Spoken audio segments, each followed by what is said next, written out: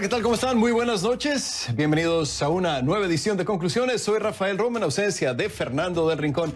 Vamos de inmediato con las 5 del día. En el número 5, ¿y el cheque? Una propuesta bipartidista para reactivar la golpeada economía de Estados Unidos por la pandemia de coronavirus. Incluye ayuda para diferentes rubros, pero carece lo que muchos contribuyentes esperaban, un pago directo. La propuesta incluye apoyo para desempleados, fondos para comprar y distribuir la vacuna contra el COVID-19, asistencia para escuelas y hospitales y ayuda para aerolíneas, entre otros estímulos. Sin embargo, hasta ahora nada que se parezca al cheque de $1,200 que unos 160 millones de contribuyentes recibieron durante los primeros meses de la pandemia. En el número 4, rechazo internacional. El Consejo Permanente de la OEA aprobó este miércoles una resolución de rechazo a las cuestionadas elecciones parlamentarias en Venezuela realizadas el pasado domingo, con 21 votos a favor, 2 en contra, 5 abstenciones y 6 ausencias. El Consejo Permanente aprobó la resolución que indica que no reconoce los resultados de los comicios por considerar que no han sido ni libres ni justos y que además carecen de imparcialidad y transparencia. En el número 3, el hijo incómodo. Autoridades federales de Estados Unidos investigan a Hunter Biden, hijo del presidente electo Joe Biden, por sus negocios con China. Así se lo confirmó a CNN una persona con conocimiento de la investigación, quien agregó que Biden padre no es parte de la investigación. En un comunicado enviado a CNN este miércoles, Hunter Biden admitió que está siendo investigado, pero enfatizó que se siente confiado en que, y cito, una revisión profesional y objetiva de estos asuntos demostrará que conduje mis negocios en forma legal y apropiada. En el número 2, en la cuerda floja, más de 40 estados de la Unión Americana y el gobierno federal de Estados Unidos entablaron este miércoles demandas paralelas contra Facebook. Las dos demandas incluyen las mismas acusaciones contra la gigante de redes sociales que Facebook abusó de su dominio en el mercado digital y que incurrió en conducta anticompetitiva. Facebook, empresa también propietaria de WhatsApp e Instagram, respondió que no tiene sentido que el mismo gobierno que aprobó las fusiones comerciales ahora quiera romperlas, algo que afectaría a quienes usan libremente sus servicios todos los días y al sector empresarial. Y en el número 1, no apta para alérgicos. Las personas que tengan un historial de reacciones alérgicas no deberán ponerse la vacuna contra el coronavirus desarrollada por Pfizer y BioNTech. Así lo indicaron autoridades sanitarias del Reino Unido, después de que 2 profesionales de la salud sufrieron de síntomas alérgicos tras recibir la vacuna un día antes, aunque se recuperaron pronto. Y mientras esto ocurre, Canadá autorizó este miércoles el uso de la misma vacuna para sus ciudadanos y planean empezar a vacunar a los primeros canadienses la próxima semana. Este es el primer tema de la noche. Profundizamos en los hechos.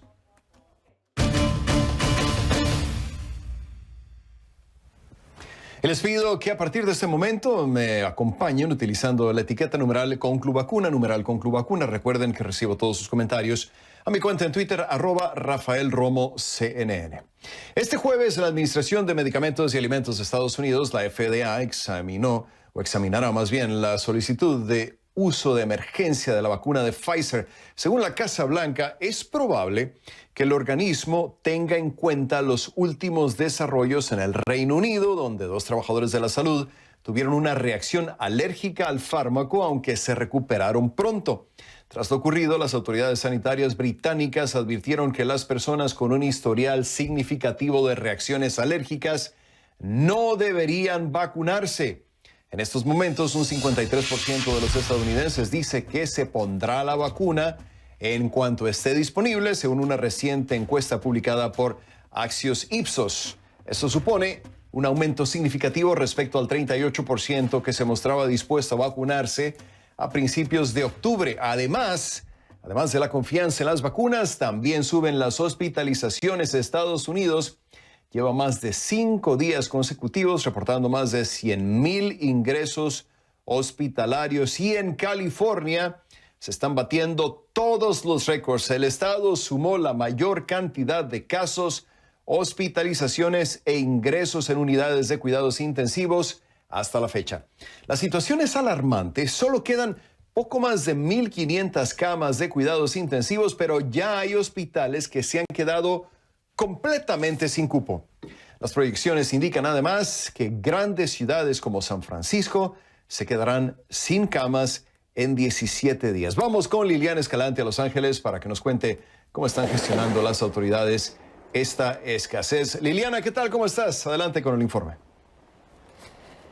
Buenas noches, Rafael. Nosotros nos encontramos exactamente aquí al frente del edificio de la Alcaldía de Los Ángeles. Mira, la situación como se presenta la puede haber resumido tranquilamente la directora del Departamento de Salud Pública del Condado de Los Ángeles cuando dijo que dónde estamos y hacia dónde vamos es realmente alarmante. Y para eso Rafael ha dado cifras. Ha dicho que, por ejemplo, en el mes de noviembre el número de casos de COVID se triplicaron, es decir, fueron al 300%, aumentaron en un 300%. Lo que se triplicó fue las hospitalizaciones y las muertes también aumentaron en un 258%. También informó ella, y le vamos a escuchar en estos momentos, cuando dio la noticia de que 8,000 personas perdieron la vida. Escuchémosla. The more terrible truth is that over 8,000 people,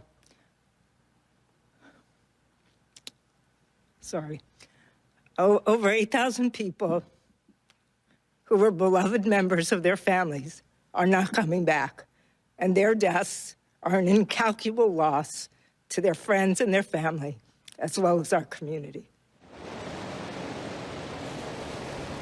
Lo que ella dijo y muy emotiva, Rafael, puede decirnos también cómo está la situación. La doctora es una profesional que siempre se ha mostrado muy seria, muy ecuánime, pero hoy se quebró y fue por eso que ella lloró. Mira, nos dijo también la doctora en la conferencia de prensa, informó que 500 nuevas hospitalizaciones se dan día a día en los hospitales del condado. Y de acuerdo con las proyecciones, en las próximas semanas esto puede llegar a 700 hospitalizaciones. Esto tiene un efecto inmediato sobre el número de camas que pueden estar disponibles para las personas que se enferman, sobre todo para aquellas que van a las unidades de cuidado intensivo. Ya está en una capacidad de 11.8%, como se informó, es decir, existe una posibilidad, como tú también lo mencionaste, de que pues cada vez los hospitales se estén quedando sin camas en los centros de cuidados intensivos. Y también se ha dicho que no solamente se trata de poner más camas, sino también de que estas camas tendrían que tener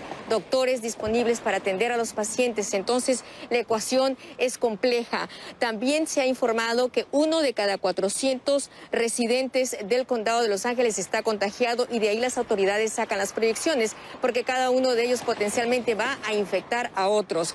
San Francisco, la situación, manifestaron las autoridades de salud, es que se va a quedar sin camas en los próximos días porque ya van al 17% de su capacidad. Para ellos también es una situación alarmante.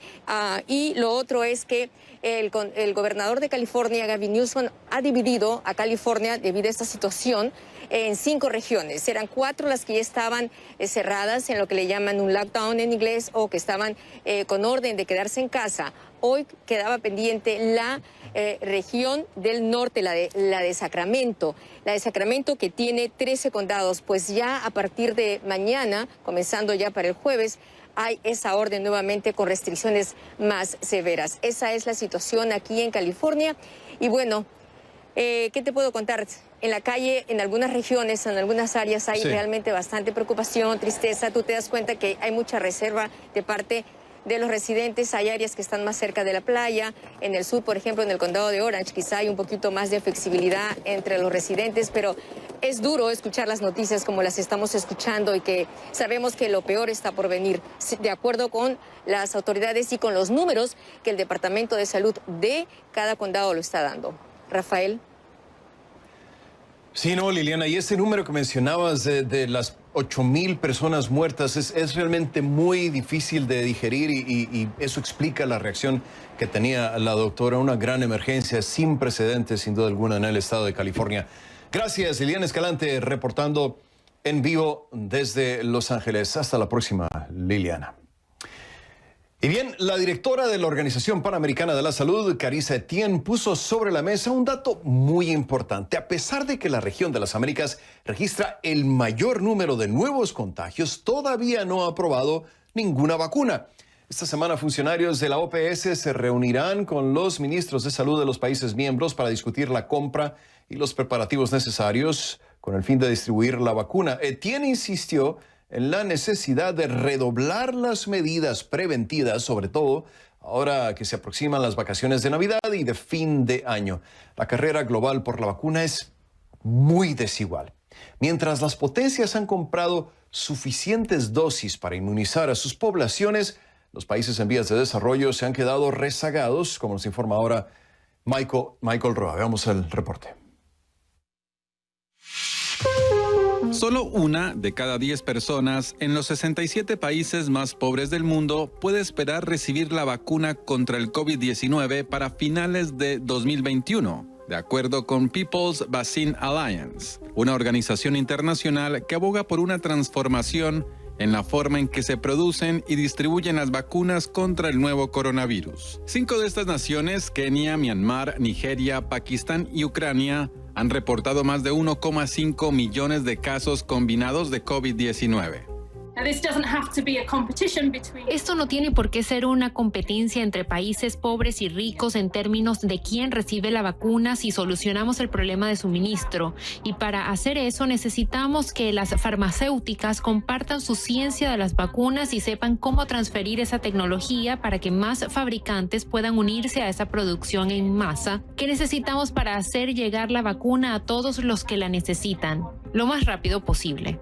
Según esta organización, países ricos como Estados Unidos y el Reino Unido, entre otros, que representan solo el 14% de la población mundial, poseen más de la mitad de las vacunas más prometedoras contra el COVID-19. Canadá ha comprado dosis suficientes para inmunizar 5 veces a sus ciudadanos. El 96% de las dosis de la vacuna de Pfizer y su socio alemán BioNTech, que se ha comenzado a aplicar esta semana en el Reino Unido, han sido compradas por países ricos. Algo muy similar ocurre con la vacuna de Moderna. We're obviously seeing, countries like Brazil and India. Estamos viendo que países como Brasil e India experimentan algunas de las cifras más elevadas de muertes en todo el planeta. En esos países se perderán más vidas a causa de COVID si no consiguen una vacuna. Pero también, mientras más dure la pandemia en los países en vías de desarrollo, más se debilitan y empiezan a colapsar sus sistemas de salud. Al menos 172 países, entre ellos Brasil, Colombia, Argentina, México, Chile y Venezuela, han considerado o están considerando participar en COVAX, una iniciativa liderada por la Organización Mundial de la Salud, que tiene como objetivo proporcionar acceso mundial a vacunas COVID-19 efectivas.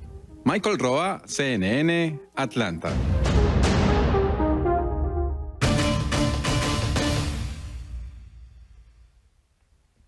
Bien, le doy la bienvenida a Erika Guevara Rosas, directora de Amnistía Internacional para las Américas, quien nos acompaña en vivo desde la Ciudad de México. Bienvenida a Conclusiones. Erika, gusto saludarte. Gracias por acompañarnos. El reporte de tu organización, bueno, esta coalición de organizaciones que habla sobre la escasez de vacunas en el mundo, indica que se teme que 9 de cada 10 personas que viven en países pobres no tengan acceso a la vacuna contra el COVID-19.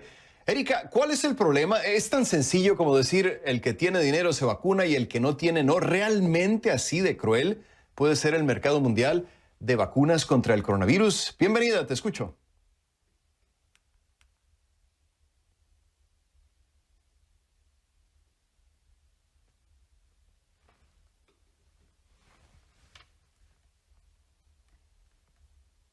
Buenas noches, Rafael. Ahora espero que sí me estén escuchando.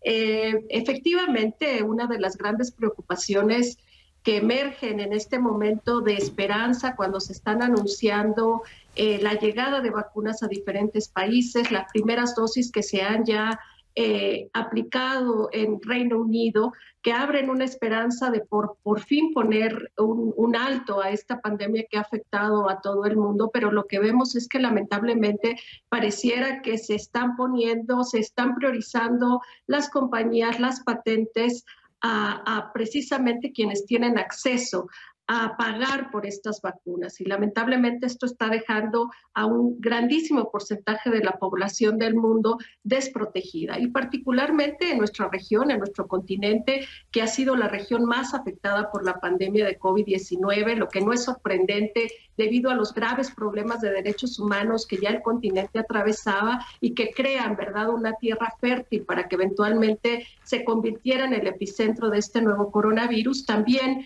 nos preocupa sobremanera cómo el continente estará enfrentando con alarma esta fase de vacunación masiva, sin contar con las condiciones tanto de infraestructura, como lo ha demostrado y lo ha dejado visiblemente esta pandemia, la infraestructura en salud, que ha sido una de las falencias más enormes que han tenido los estados en nuestra región, y sobre todo las condiciones tanto de inversión pública como las condiciones de distribución que se requieren para generar una vacuna masiva con la prioridad de vida y sobre todo tomando en consideración las grandes desigualdades y el abandono de poblaciones enteras. Ya lo mencionabas brevemente, Erika. ¿Cuál es la situación en América Latina? Hemos escuchado anuncios de iniciativas de países como México para vacunar amplios sectores de sus poblaciones. ¿Habrá suficientes vacunas en el resto de los países? ¿Y qué va a suceder con algunos de esos países más pobres del hemisferio? Estoy pensando en países como Haití, por ejemplo. Efectivamente, como Haití, como Venezuela, países que ya están enfrentando severas crisis humanitarias en donde el acceso a la salud ya ni siquiera es un lujo, es simplemente una cuestión imposible para la mayoría de la población en estos países. Efectivamente, en el continente son muy pocos los países que cuentan tanto con los recursos financieros como con las condiciones de distribución y de implementación. Hemos sabido que por lo menos 2 de las vacunas ya aprobadas requieren de condiciones de refrigeración y por ende requieren de una inversión pública importante para generar las condiciones de infraestructura para recibir la vacuna y después para poder aplicar esta vacuna en diferentes partes de los territorios de los países de la región. Solo algunos países como México, Argentina, ya han podido acceder por lo menos a preordenar algunas de estas vacunas. Se conoce que México tiene el plan de iniciar el proceso de vacunación al personal médico en la última semana de diciembre. Se conoce que se han adquirido 25,000 vacunas que estarán por llegar al país, lo mismo con Argentina, inclusive Brasil, que son países que tienen ciertas condiciones inclusive para testear algunas vacunas. Pero el resto de los países es una gran interrogante. El resto de los países no parece que pudieran acceder a estas vacunas y a pesar de algunos esfuerzos incluidos en la región, como el que en mayo hizo Costa Rica con la Organización Mundial de la Salud, de generar un consorcio de acceso a las tecnologías en salud, pues vemos que ha habido poco compromiso de los países para verdaderamente colaborar con él. Sí, lo que se ha hecho, uno se pregunta si realmente va a ser suficiente. Ahora, Erika, hay datos en el reporte muy interesantes, por llamarlos de alguna forma, como que 14 de las potencias más ricas del mundo han comprado el 53% de todas las vacunas disponibles, es decir, más de la mitad. Pero el dato que honestamente a mí personalmente me llama más la atención es que Canadá tendría suficientes dosis para vacunar a su población entera 5 veces. ¿Cómo es posible, Erika, que ocurra una situación así? ¿Es avaricia o más bien se trata de casos en los que los países han multiplicado sus esfuerzos en el afán de encontrar las dosis y vacunar a su población lo más pronto posible? Es decir, se movieron rápido, consiguieron lo más posible y terminaron consiguiendo demasiado. ¿Esa es la explicación, quizá? Esa es la explicación, pero también la explicación nos los dice la historia reciente. Esta, sin duda alguna, es una pandemia sin precedentes, pero también es cierto que hemos enfrentado en las últimas décadas pandemias que han afectado a toda la población del mundo. La propia Organización Panamericana de la Salud ha podido, digamos, evidenciar que durante la pandemia de gripe H1N1 de 2009, los países más ricos, inclusive en nuestro continente, Estados Unidos, Canadá, adquirieron primero la vacuna, dejando al resto a que se pelearan por las dosis que quedaban, ¿verdad? Y eso, pues, sin duda alguna tuvo implicaciones muy serias en términos del acceso a la salud de muchas personas en todo el continente. Y hoy día se repite esa historia. Vemos cómo las naciones más ricas han comprado suficientes dosis para vacunar a toda su población casi 3 veces, con el caso más extremo que tú comentas, que es Canadá, y que estas naciones representan solo el 14% de la población mundial y que han comprado ya más del 50% de todas las vacunas, lo que significa que están dejando a la gran mayoría de la población sin la posibilidad de acceder tanto a las vacunas como a las tecnologías para poder producir estas vacunas a nivel nacional. Y eso solo habla precisamente de una visión muy cruel frente a lo que hoy estamos viviendo, que es una pandemia que afecta a todos, pero también afecta a aquellas poblaciones que han estado históricamente marginalizadas de manera diferencial. Pues ojalá que organizaciones, a través de ustedes, organizaciones como la de ustedes, a través de la ONU, se pongan de acuerdo y puedan distribuir vacunas a más lugares del mundo, especialmente en nuestra región, que gran falta va a hacer. Erika Guevara Rosas, directora de Amnistía Internacional para las Américas, nos acompañó en vivo desde la Ciudad de México. Gracias, Erika. Es hora de marcar la primera pausa en conclusiones y al volver, tanta promesa para tan pocos kilómetros. Veremos en qué quedó el muro de Donald Trump. No se vaya.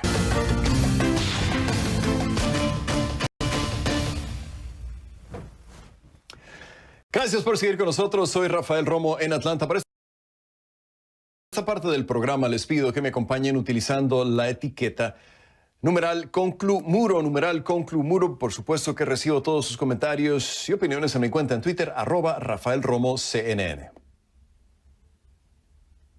We are going to build a great border wall. We will build a great wall. We're going to build a wall. Don't worry about it.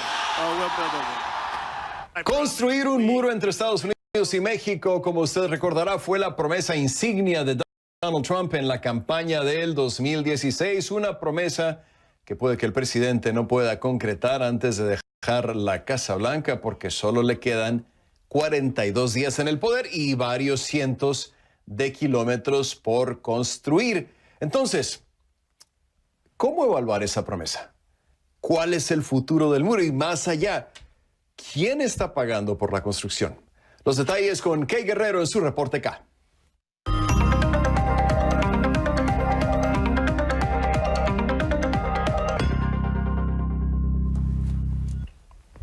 Hey, ¿cómo estás? Muy buenas noches. Ya pronto se va el presidente Trump y en la frontera el muro no está completo. De hecho, le falta muchísimo, ¿no? Ni cerca, si nos basamos en la promesa inicial de construir 3,200 kilómetros de pared. ¿Qué dice el gobierno actual al respecto y cuáles son los planes del gobierno entrante? Te saludo, te escuchamos. ¿Cómo estás? Hola, Rafa. Mira, ¿tú te acuerdas que en 2016 todo el tema era el muro, inmigración? Ahora poco se habla de eso. Pero fíjate una cosa. El presidente Donald Trump, y tú lo sabes muy bien, él sabe lo que mueve a su base y en 2016 inmigración era el tema.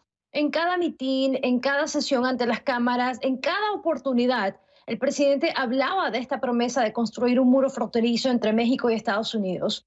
Desde allí ya estábamos bastante mal porque la idea inicial era construir un muro, una pared de concreto de casi 3,200 kilómetros en una zona porosa, desnivelada, peligrosa. Era no solamente, Rafa, un reto de arquitectura, sino también una inversión carísima, multimillonaria, que simplemente no se veía viable y que el Congreso probablemente no iba a aprobar. Pero sabiendo esto, el presidente Trump, una vez llegó a la Casa Blanca, frenó la expectativa, cambió el discurso y bajó los números de 3,200 kilómetros a 1,187 kilómetros aproximadamente. Ya en ese momento, Rafa, sabíamos que el proyecto había cambiado, que la construcción había cambiado. No se iba a tratar de una pared de concreto, sino una cerca metálica, que es lo que tenemos en este momento. Desde entonces, Rafa, también las cosas han cambiado muchísimo y al día de hoy solamente se han construido unos 680 kilómetros y de estos, hay que decirlo, 568 kilómetros son de pared vieja, de muro que ya estaba allí, que está siendo reemplazado, arreglado, pintado, como tú lo quieras llamar. Así que en total, la construcción de este gobierno en 4 años de la administración sería de apenas un poco más de 100 kilómetros. Pero te voy a dar otro dato. La mayor parte de esa construcción avanzó precisamente este año, el año 2020. Bueno, ¿por qué? Porque es un año electoral donde, de acuerdo con datos oficiales del promedio, era la construcción de unos 16 a 19 kilómetros semanales.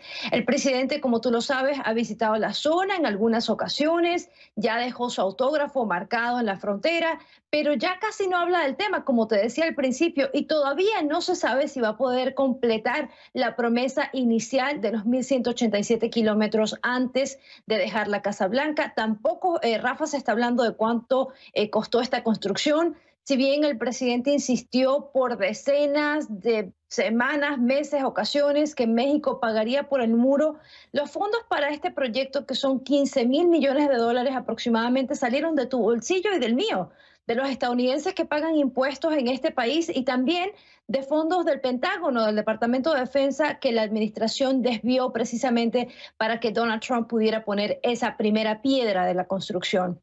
Pero hasta donde sabemos, México no pagó nada, absolutamente nada. Aunque, si preguntas en México, hay quienes creen que con la llegada de Andrés Manuel López Obrador a la presidencia de México, pues el pago de México fue distinto, se puede decir así. López Obrador militarizó la frontera entre México y Estados Unidos ante la exigencia del gobierno estadounidense, y también sirvió de filtro para frenar toda esa inmigración centroamericana que buscaba llegar a Estados Unidos. Y precisamente algo inesperado, Rafa, con la presidencia de López Obrador, México ha registrado números muy altos de deportaciones desde su propio territorio. Es increíble pensarlo cuando el presidente de México precisamente pues tuvo una campaña en defensa del migrante, pero es así la situación. Sí, no, definitivamente ya hasta escribió su libro, mucha gente lo recordará. Oye, Trump, muy desafiante en ese momento, después, bueno, se puso al servicio del presidente de los Estados Unidos. ¿Qué? Otra pregunta, ¿qué tan efectivo es realmente el muro? ¿Ha podido detener lo que quería detener Trump cuando hablaba en la campaña de la inmigración irregular y el paso de drogas? Mira, Rafa, yo creo que la efectividad del muro aún está por verse porque, como te decía, la mayoría de la construcción se ha llevado a cabo este año, el mismo año del coronavirus, donde de cierta manera la actividad inmigratoria ha reducido y donde también, han dicho el gobierno, se han posicionado más patrullas fronterizas en zonas de cruce. Sin embargo, y esto me parece interesante, hoy leí un dato de un reporte del Departamento de Seguridad Nacional de Estados Unidos que dice que el muro ha obligado a los migrantes a conseguir formas distintas de ingresar a Estados Unidos, especialmente a través de las playas de California, en esa área de San Diego, porque en esta zona en específico hay lo que se llama el doble muro. Creo que lo estamos viendo en pantalla. Es un pedazo de valla metálica más una pared. Es doble protección. Entonces, esa sección, dice, es muy difícil de pasar y por eso se han triplicado el número de detenciones de personas que quieren ingresar por vía marítima desde el 2018, pero hay otras partes, sobre todo en esa área del Paso, Texas, que tú conoces muy bien. Allí el muro no se ha podido construir como querían. Hay muchos problemas con el avance de la construcción y por eso hay reportes de decenas, si no cientos, de incidentes de migrantes que sí han podido burlar la seguridad fronteriza, Rafael.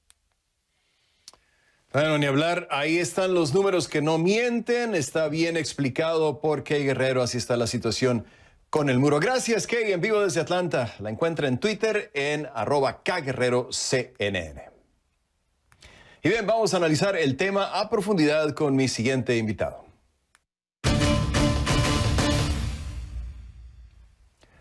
Le doy la bienvenida a José María Ramos, profesor investigador del Departamento de Estudios de Administración Pública del Colegio de la Frontera Norte, sede Tijuana. Bienvenido a Conclusiones, profesor. Gracias por estar con nosotros. Ya escuchó el reporte que estaba haciendo nuestra Kay Guerrero y quiero preguntarle desde su perspectiva, ¿cómo se evalúa esa promesa, esa gran promesa que hizo Donald Trump, no solamente desde que andaba en campaña, sino antes de construir un muro a lo largo de la frontera entre México y Estados Unidos? Bienvenido, profesor. Adelante. ¿Qué tal, Rafael? Encantado de estar contigo y con tu auditorio. Pues efectivamente se puede medir en la medida en que fue una promesa electoral, particularmente hace 3 años, cuando fue un tema efectivamente de campaña. Ahora, desde mi punto de vista, no necesariamente lo ha sido porque necesito otro tipo de prioridades. Y como lo comentaba Kay, el gran desafío es que si efectivamente este muro, cuando pueda ya estar totalmente terminado, pueda ser una alternativa para reducir la migración irregular, lo cual no ha sido y será muy difícil. Como tú lo comentabas, si puede ser una alternativa para reducir el problema de drogas hacia Estados Unidos, igualmente lo va a ser muy difícil porque la mayor parte de las drogas ilícitas hacia Estados Unidos no necesariamente cruzan por estas áreas de las barreras, sino por los puertos de entrada, por las áreas marítimas, etcétera, etcétera. Entonces, será muy difícil que pueda concebirse como la mejor alternativa para reducir tanto la migración irregular, pero sobre todo el tráfico de drogas hacia el vecino país. Profesor, ¿está usted de acuerdo con quienes dicen que el muro real de Trump fue Andrés Manuel López Obrador y el envío de la Guardia Nacional a la frontera sur de México, entre México y Guatemala? Sí, de alguna manera sí, Rafael, porque hay que tomar en cuenta cuál era el contexto. Desafortunadamente se dieron ciertas presiones por parte del gobierno de Estados Unidos. Estaba llegando la nueva administración federal en un contexto de nueva alternancia democrática. Sin embargo, paralelamente a esta iniciativa de contención migratoria, hay que recordar que el gobierno federal propuso un plan de desarrollo hacia la frontera, pero sobre todo para Centroamérica, tomando en cuenta que se puede considerar que va a ser la mejor alternativa para reducir el flujo de drogas del flujo de migrantes irregulares de Centroamérica con destino a México y posteriormente a Estados Unidos. Yo creo que este tema se va a retomar debería retomarse por México ante la nueva administración demócrata, porque ellos sí están convencidos de que el tema de la migración irregular debe de solucionarse o reducirse con alternativa de desarrollo, y sobre todo considerando los problemas de la pandemia, pero particularmente las recientes inundaciones que han caracterizado lamentablemente algunos países de Centroamérica. Nos queda menos de un minuto, profesor. No me quiero despedir sin preguntarle. Entonces, por lo que me dice, supongo que de fondo está el hecho de que una vez que llegue Joe Biden al poder, cambiaría la estrategia mexicana, es decir, no utilizar a la Guardia Nacional en esa forma para contener la migración. Parcialmente. Hay que recordar que el presidente Biden ha propuesto una reforma migratoria. Y en esa reforma migratoria, y dependiendo cómo quede el Senado el 5 de enero en la elección que se tiene pendiente, creo que una alternativa puede ser mantener esa contención migratoria para, de alguna manera, atender las presiones de los republicanos, que, como sabemos, en la administración del presidente Obama también se planteó eso y lamentablemente no se dio. La reforma migratoria, sin duda alguna, es un tema muy importante, pero paralelamente a la reforma se requiere fortalecer de alguna manera la contención migratoria en ambos lados de la frontera. Le agradezco muchísimo a José María Ramos, profesor investigador en el Colegio de la Frontera Norte. Nos acompañaba desde Tijuana. Gracias, profesor. Y al volver a conclusiones, violencia sexual en las aulas de Ecuador y un perdón que llega 18 años tarde.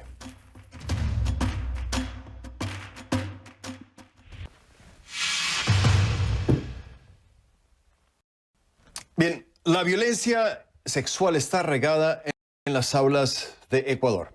Y es que en los últimos 6 años, más de 4.200 estudiantes, 4.200, sí, lo escuchó usted bien, fueron víctimas de este tipo de violencia según un informe de Human Rights Watch. A raíz de 83 entrevistas y el análisis de decenas de casos, el informe señala que los niños y adolescentes sufren estos abusos desde la educación preescolar hasta la secundaria. Algunas de las víctimas incluso padecen discapacidades. En el documento también se recoge que quienes cometen los abusos van desde docentes hasta conductores del transporte escolar. Además, este tipo de conducta reprobable se daría lo mismo en instituciones públicas que privadas. CNN se comunicó con el Ministerio de Educación para conocer su postura ante este reporte y aún espera respuesta. Y bueno, la conclusión de Human Rights Watch es contundente. Ecuador falló en su misión de proteger a sus estudiantes. Y justamente este miércoles el Estado ecuatoriano pidió disculpas por el emblemático caso de Paola Guzmán. Vamos hasta Quito con Ana María Cañizares, quien ha estado reportando los ángulos de esta historia y bueno, algo que debe causar muchísima preocupación entre toda la población, ¿no? Ana María, ¿qué tal? ¿Cómo estás? Adelante con el informe. Hola, ¿qué tal, Rafael? Así es, un día realmente histórico y conmovedor en el Ecuador después de que el gobierno, el Estado ecuatoriano ha pedido disculpas públicas y se ha hecho cargo de toda la responsabilidad en el caso de Paola Guzmán, que hace 18 años fue abusada, violada sexualmente por el vicerrector de su colegio. Esto le provocó posteriormente que ella atente contra su vida, muera y que por años en medio de la impunidad su madre haya pedido justicia a las autoridades ecuatorianas, pero no la encontró en este país, sino en cortes internacionales después de una sentencia en la Corte Interamericana de Derechos Humanos. Y como tú bien señalabas, estas disculpas públicas llegaron justo cuando Human Rights Watch publicó esta semana un informe de 82 páginas que recoge todos los lamentables hechos de violencia, acoso y abuso sexual a niños y adolescentes en planteles educativos en el Ecuador.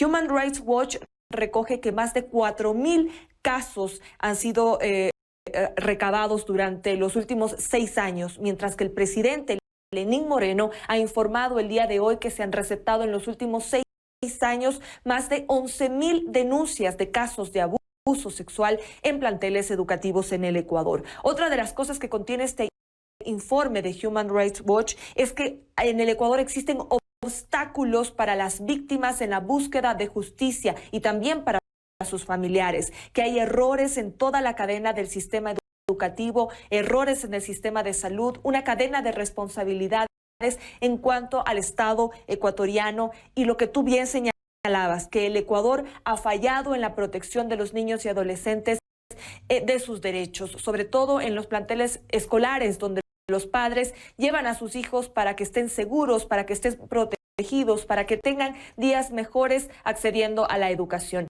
Escuchemos más de lo que dijo el presidente Lenín Moreno al pedirle disculpas a la madre de Paola Guzmán, a Petita Albarracín, que se ha convertido en el Ecuador y en la región en un símbolo de tenacidad, de lucha por encontrar justicia para su hija violentada sexualmente hace 18 años.